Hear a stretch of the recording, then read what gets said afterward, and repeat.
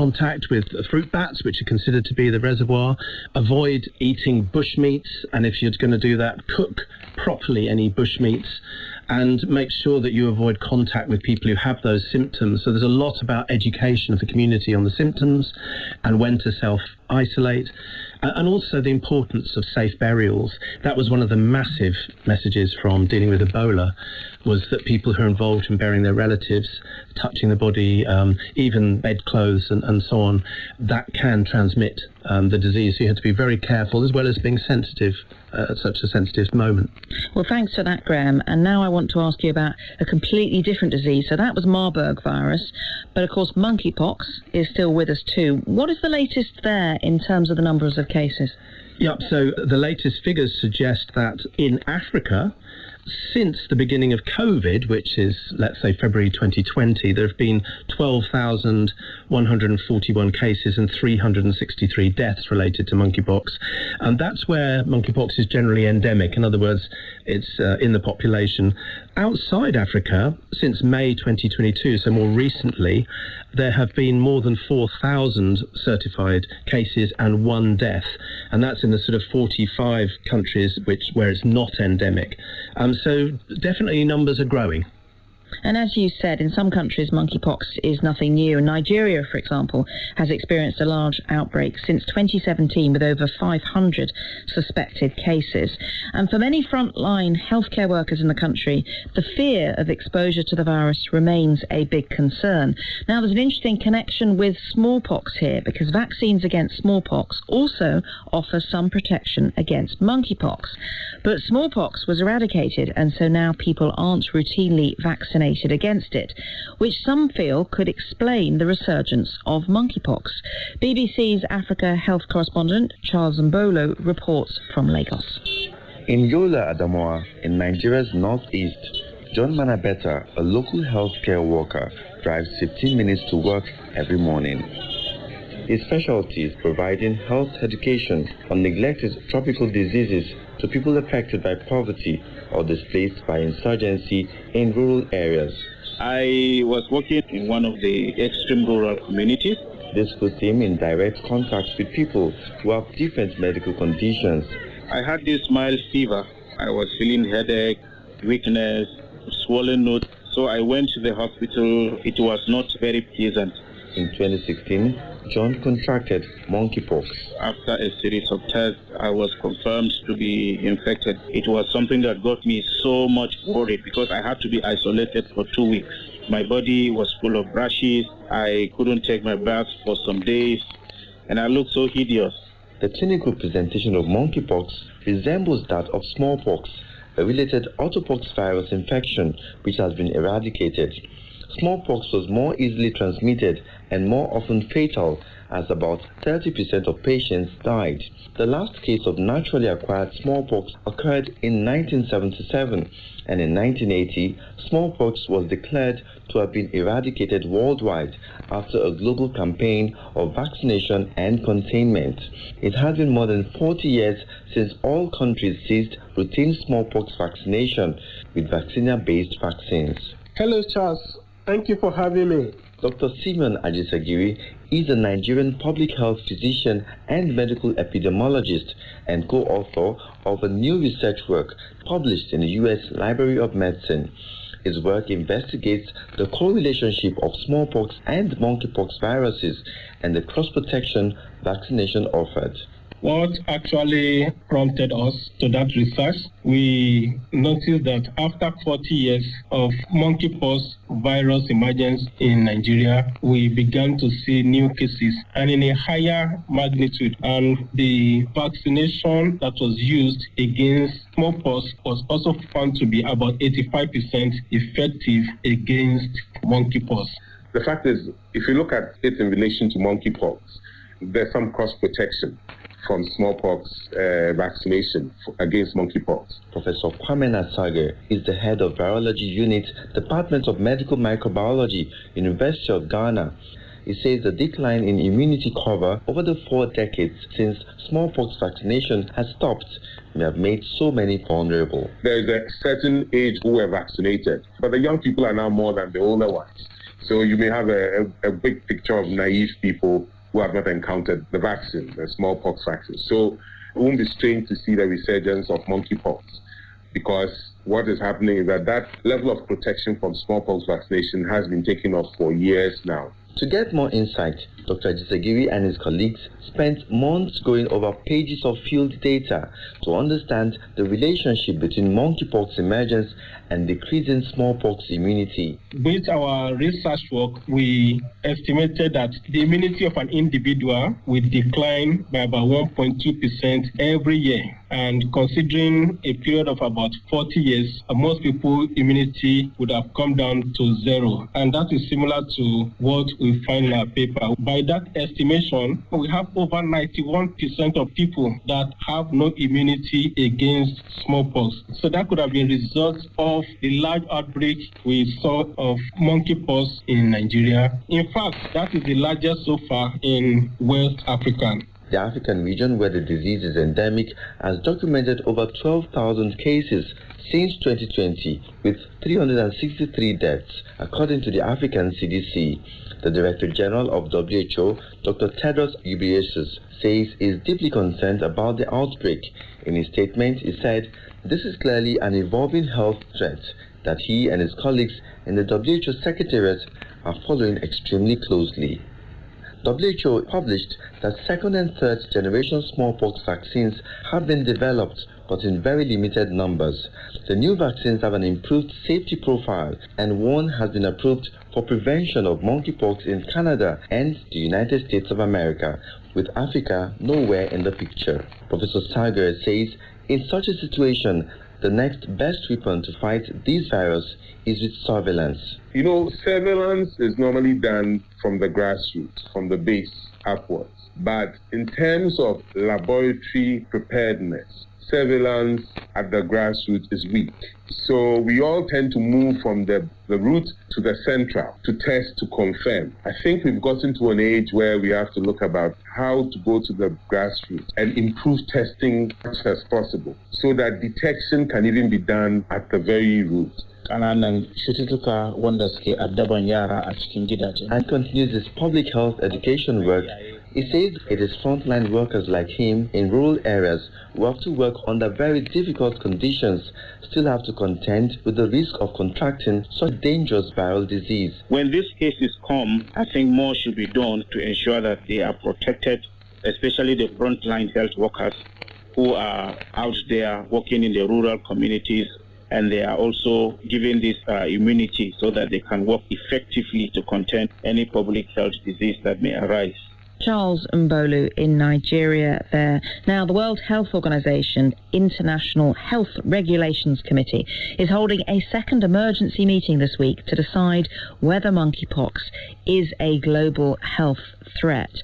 Graham, how do they decide these things? I mean, what counts as one and what doesn't?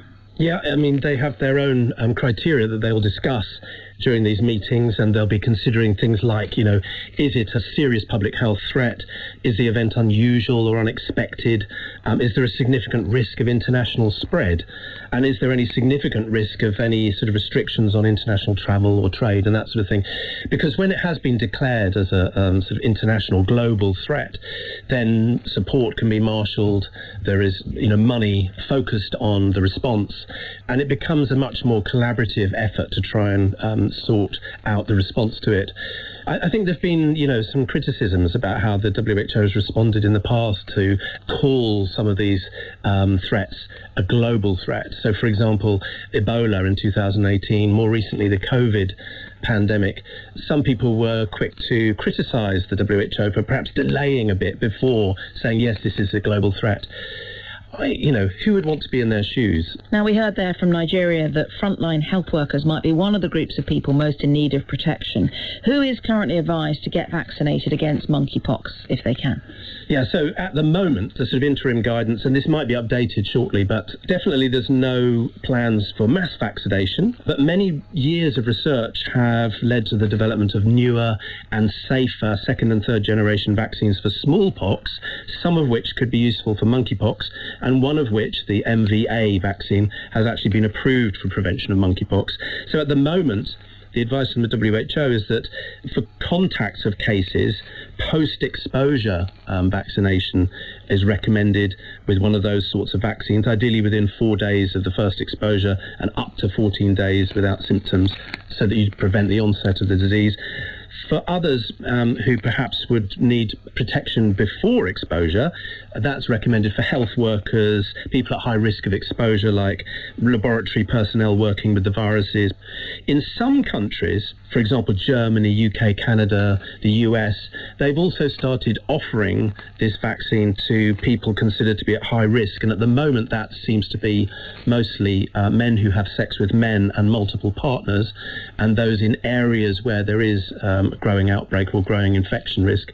But that is definitely not the case for all countries, as there are serious sort of concerns about access to these vaccines. Yeah, because in some places people do seem very keen to get vaccinated. There are reports that appointments are all getting booked up in New York, and I guess what you need is to have enough of it.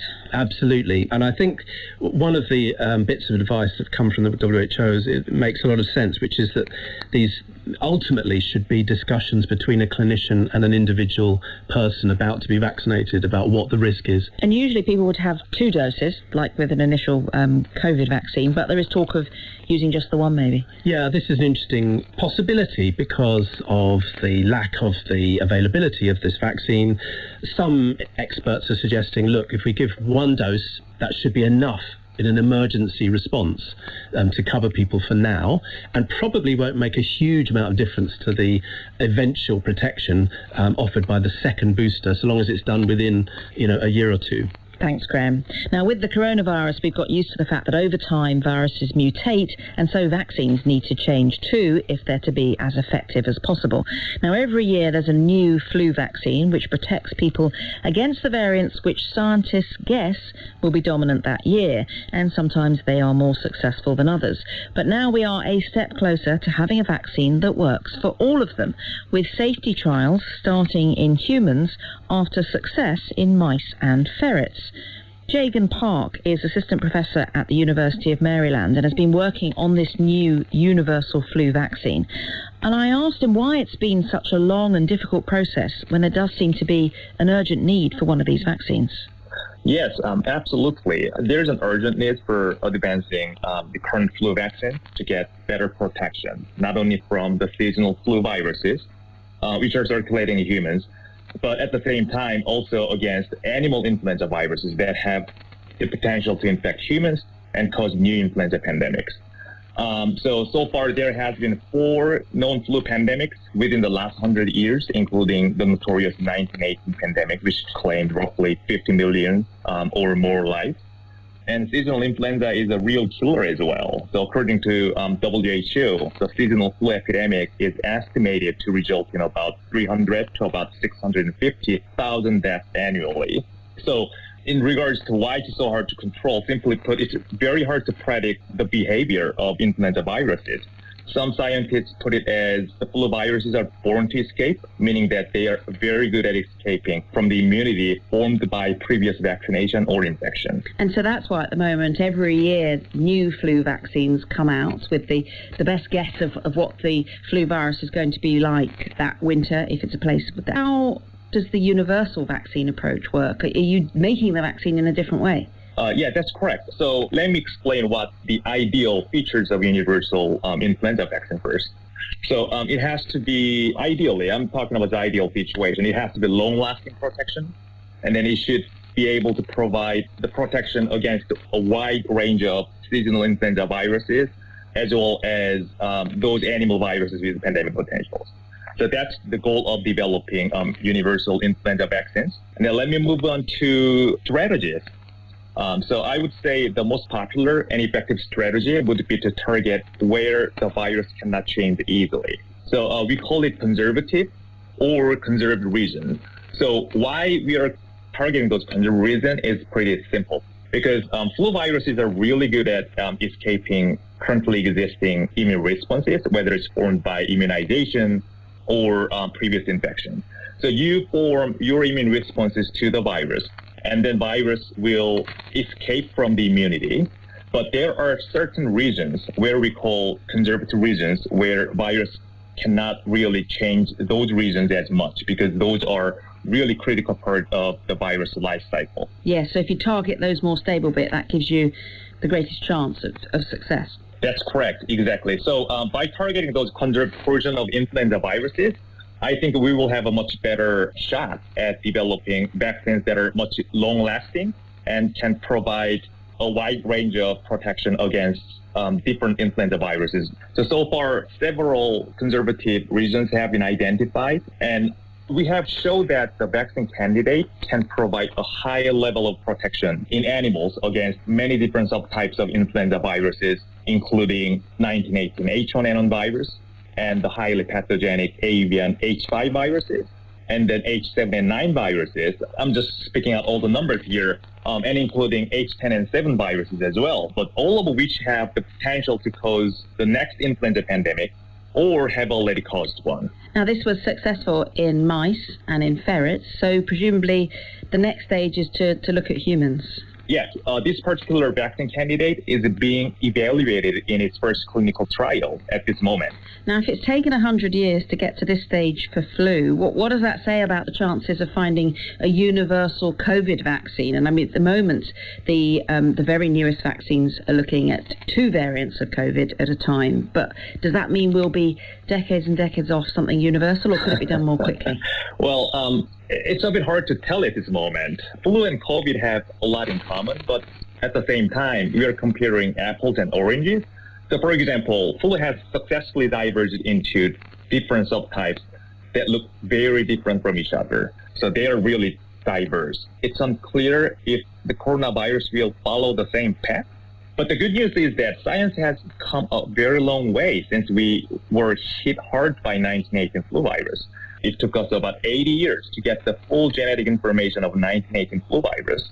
But this time with COVID-19 pandemic, it took less than a couple of weeks to extract the virus's genetic information that was enough to develop vaccines against it. So I'm cautiously optimistic that we would be in a much better situation in 100 years, both in terms of flu and COVID.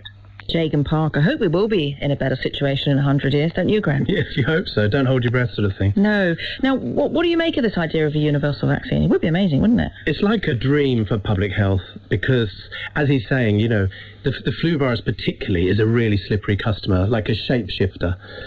It makes me think how lucky in many ways we were that we were dealing with COVID when we were dealing with the pandemic, because it is extraordinary how quickly that yeah, and we didn't know it would definitely be that fast. It might not be. Well, exactly, and if it was as shape-shifting as flu has turned out to be, and it may still be that, but at the moment, it's responded very well to the vaccines that we've produced. If it had been something different, it could have been a very different story. So it's an amazing thought. Well, by my count, I think we've discussed 4 viruses now today. We've had COVID, flu, monkeypox, and Marburg. So we've got something completely different before we go. Now, I'm guessing you got here on public transport to join us in the studio. Did you chat to any strangers on the way? Oh, no. I bought a coffee at the cafe before I came in. So I did have a little chat about the types of coffee and things, but not a sort of meaningful chat. Do you sometimes? Very rarely. Well, it turns out that some of us like talking to strangers. I do, and some of us don't. But considering we are such a social species, we are surprisingly bad at judging how well a conversation with a stranger might go. Mike Cardass from Northwestern University in the US got 1,000 people to strike up conversations with strangers, and he found that people's fears that they wouldn't enjoy it or that they'd run out of things to say were on the whole unfounded. They liked it. You see, Graham, you might like it. But how about going beyond the small talk and discussing the fundamentals in life with a complete stranger? In his latest study, Mike has been examining how deep a conversation can go. Turns out that people both want to have deeper conversations with others in their daily lives and yet are hesitant to have deeper conversations, especially with strangers, because they're concerned that others might be somewhat indifferent to the content of a deeper conversation. But it turns out that when, so pairs of strangers, when we have pairs of strangers have either a shallow conversation about topics like, what do you think of the weather today, or how often do you come here, versus have conversations about deeper topics like, what's something you feel grateful for these days, or can you describe a time you cried in front of another person? The deep conversation topics tend to be significantly less awkward than people expect them to be, and people also feel more connected to a stranger after having a deeper conversation. So these expectations that a conversation will be awkward may steer people away from the deeper conversations that might actually lead to stronger connections. It's hard to raise those sorts of topics, isn't it, though? If you suddenly say to somebody you're chatting to, I don't know, in a shop, and you suddenly ask them, what are the things you're grateful for, or something deep like that, aren't people going to be a bit surprised? Well, so that's at least people's expectation, that there will be some surprise and then some awkwardness. It turns out it's less awkward than people think it will be. And I can mention, at least from my personal experiences, there can be at least a split second of surprise that you're actually interested in knowing something a little bit more personal about another person. But once they get past that momentary surprise, they start answering the question, they ask you the same question in return. It turns into a more meaningful encounter than simply talking about, how do you like this item at the grocery store, or whatever it might be. Do you go around doing this deliberately now then? Do you think of really good questions to ask strangers? I do have deeper conversations now than I did before the research, after seeing the data and after collecting these hundreds of conversations. As an example, this isn't a question from the research, but one deeper question that I like asking people, just simply because I think it's an interesting question. What's something you've learned recently that you found interesting? Oh, that's a good one. Capturing your attention. Oh, I like that. Yeah. I'm writing that one down because I like that. So people are highly social, and yet the flip side of this is that people are also very concerned about the consequences of having a social interaction that could go badly. And so if people don't bring to mind these topics that are likely to sustain the conversation, it could keep them from entering a conversation or setting aside more time for conversation that might otherwise allow them to connect with another person and to enjoy their time as well. Mike Cardass there. So maybe you could try that on the way home, Graham. Yeah, I've had to think of something very deep to talk about. Right. I haven't got anything in my brain. Viruses, there you go. Yes. There's one. Well, talking to strangers can even be considered an act of kindness. And next week we'll be taking a more psychological perspective on Health Check from the BBC when I ask whether there's any such thing as pure kindness. Well, thank you very much, Professor Graham Easton, for joining me today. And thanks to the producer, Erica Wright, and our studio engineer today, Andrew Garrett. You can find me on Instagram and Twitter at Claudia Hammond.